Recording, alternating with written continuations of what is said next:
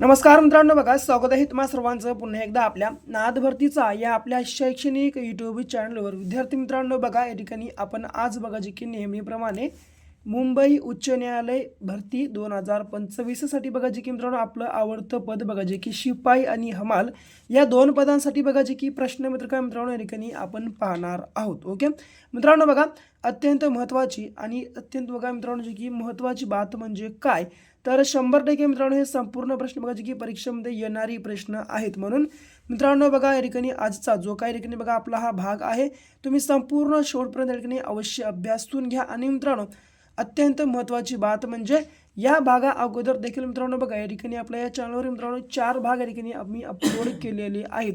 जर मागले 4 भाग तुम्ही या ठिकाणी अद्याप पाहिले नसेल, अवश्य मागले 4 भाग या ठिकाणी पाहून घ्या. ओके, यासोबत आजचा भाग संपूर्ण शेवटपर्यंत पाहून घ्या. आणि नवीन असाल पहिल्यांदा जर तुम्ही एकदम चॅनलला भेट दिली असेल तर आपल्या चॅनलला बघा मित्रांनो या ठिकाणी आत्ताच सबस्क्राईब मात्र करून घ्या. बघा प्रश्न पहिला, बघा मुंबई उच्च न्यायालयाचे खंडपीठ कोठे आहे? मित्रांनो बघा खालीलपैकी कोणत्या ठिकाणी बघा नागपूर, पुणे, नाशिक आणि ठाणे यापैकी कोणत्या ठिकाणी मित्रांनो बघा की खंडपीठ आहे? तर बघा जी की मित्रांनो क्रमांक अ बघा जी की नागपूर बघा या ठिकाणी बघा आपल्या प्रश्नाचा राईट आन्सर असणार आहे. मित्रांनो बघा मुंबई उच्च न्यायालयाचे मित्रांनो बघा जी की जवळपास 3 खंडपीठे आहेत मित्रांनो. आणि 3 खंडपीठं कोणती आहेत? तर बघा मित्रांनो हे तर बघा जी की मित्रांनो बघा पहिलं मुंबई या ठिकाणी आहे. ओके, याला आपण खंडपीठ म्हणता येणार आहे. ओके, तर बघा जसं की पणजी मित्रांनो या ठिकाणी आहे बघा जी की गोव्याची राजधानी बघा पणजी या ठिकाणी एक आहे. दुसरं नागपूरला आहे बघा मित्रांनो नागपूरला. आणि तिसरं बघा जी की मित्रांनो छत्रपती संभाजीनगरला आहे औरंगाबाद. ओके, लक्षात असू द्या बघा मित्रांनो या 3 ठिकाणी बघा जी की मित्रांनो मुंबई या उच्च न्यायालयाचे मित्रांनो जी की हे 3 खंडपीठे आहेत. ओके, तर लक्षात असू द्या. बघा मित्रांनो मुंबई या बघा जी की मित्रांनो उच्च न्यायालयाची स्थापना कधी झाली बघा विचारलं तर बघा जी की मित्रांनो 19 बघा मित्रांनो 1861च्या कायद्यानुसार 1862 मध्ये मित्रांनो बघा जी याची स्थापना करण्यात आली होती. ओके, तर लक्षात असू द्या. पुढचा प्रश्न, उच्च न्यायालयातील मित्रांनो बघा जी की मुख्य न्यायाधीशांची नियुक्ती कोण करते? तर बघा मित्रांनो उच्च न्यायालयातील मित्रांनो बघा जी की मुख्य न्यायाधीशांची नियुक्ती करण्याचा अधिकार कोणाला आहे?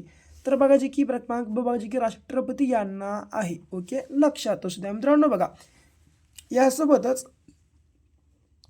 जिल्हा न्यायालयाच्या मित्रांनो बघा जी की न्यायाधीशाची मित्रांनो बघा जी की नेमणूक करण्याचा अधिकार हा बघा जी की मित्रांनो राज्यपाल यांना असतो. ओके, राज्यपाल यांना मित्रांनो जी की बघा जिल्हा न्यायालयाचा मित्रांनो जी की न्यायाधीशाची नेमणूक करण्याचा अधिकार असतो.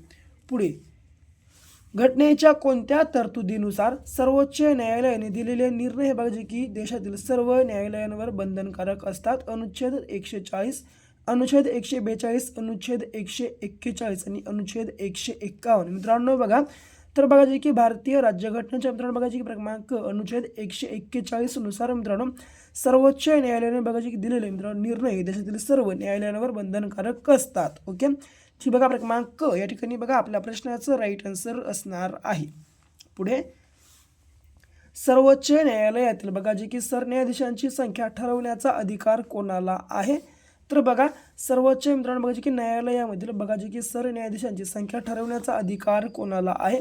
लोकसभा, पंतप्रधान, राष्ट्रपती की संसद? तर बघा मित्रांनो जी की या ठिकाणी क्रमांक बघा ड जे की संसदेला आहे. लक्षात ठेवून घ्या. ओके मित्रांनो, बघा पुढे महात्मा गांधीजींचे वर्णन एका माणसाचे सैन्य म्हणजे बघा जी की वन मॅन आर्मी असे कोणी केले?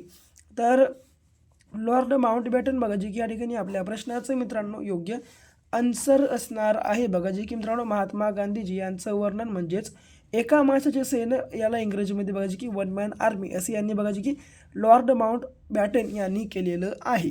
पुढे कोणत्या वर्षीचा कायदा मोर्ले मिंटो सुधारणा कायदा या नावाने देखील ओळखला जातो? तर मित्रांनो बघा 1908, 1909, 1903 की 1902 यापैकी बघा कोणत्या वर्षीचा कायदा हा बघा जी की मोर्ले मिंटो सुधारणा कायदा या नावाने देखील मित्रांनो ओळखला जातो? तर बघा जी की क्रमांक मित्रांनो बघा जी की 1909 या ठिकाणी आपल्या प्रश्नाचं राईट आन्सर आहे. ओके, पुढचा बघा 7वा प्रश्न कशा प्रकारचा आहे? तर बघा सन 2020 मध्ये खालीलपैकी कोणत्या घटनांना बघा जे की 100 वर्ष पूर्ण झाली. तर मित्रांनो बघा सन 2020 मध्ये मित्रांनो बघा जे की खालीलपैकी कोणत्या घटनांना 100 वर्ष पूर्ण झाली.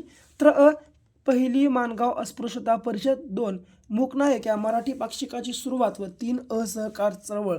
बघा खाली मित्रांनो ब क ड या प्रकारचे मित्रांनो बघा जे ठिकाणी पर्याय दिलेले आहेत.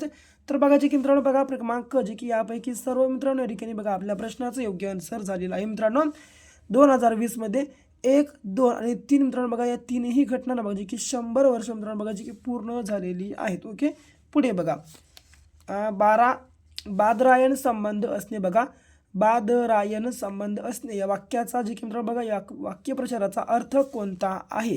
तर ते म्हणजे बघा जे की क्रमांक मित्रांनो ड ओढून ताणून लावलेला संबंध. ओके, लक्षात असू दे. बघा मित्रांनो बादरायण संबंध असणे या वाक्यप्रचाराचा बघा जे की योग्य अर्थ ओढून ताणून लावलेला संबंध असणे असा जे की याचा अर्थ होतो.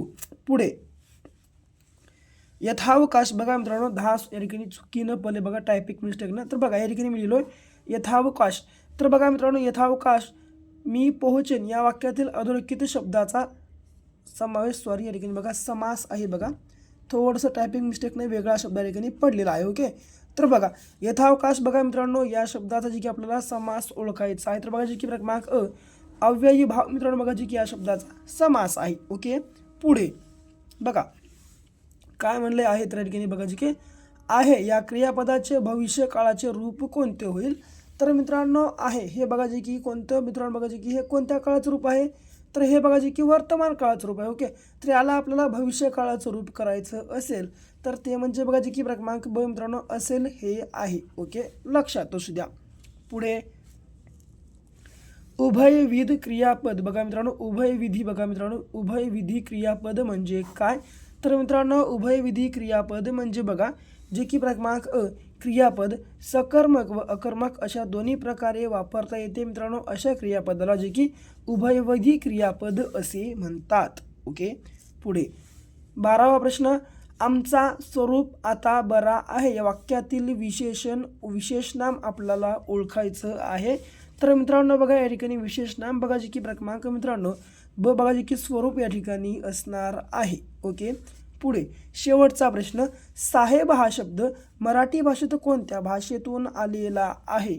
तर बघा जे की क्रमांक मित्रांनो क जे की अरबी या भाषेतून मित्रांनो बघा जी आपल्या मराठी भाषेमध्ये साहेब हा शब्द बघा जे की या ठिकाणी मित्रांनो आलेला आहे. तर विद्यार्थी मित्रांनो बघा जी की ही होती बघा जी की आपली आजची मित्रांनो मुंबई उच्च न्यायालय भरती 2025च्या मित्रांनो बघा जी की शिपाई आणि हमाल या 2 पदांसाठी मित्रांनो अत्यंत उपयुक्त अशी बघा जी की 13 प्रश्न संच. जर तुम्हाला हे आपला या ठिकाणी आजचा व्हिडिओ आवडला असेल आपल्या व्हिडिओला लाईक करा, जास्तीत जास्त शेअर करा. आणखीनही जर समजा तुम्ही देखील आपल्या चॅनलला सबस्क्राईब केलं नसेल अवश्य सबस्क्राईब करून घ्या. तर भेटू पुन्हा अशा एका नेक्स्ट लेवलच्या नवीनशा भागासोबत. तोपर्यंत घ्या काळजी, करा अभ्यास.